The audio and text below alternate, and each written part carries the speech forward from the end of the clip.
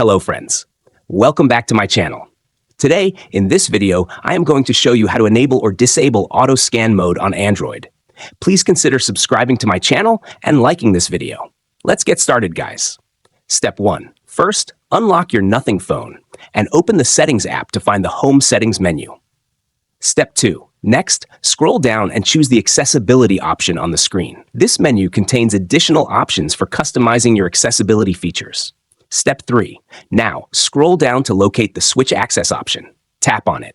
Step 4. Next, scroll down to locate the Settings option. Tap on it.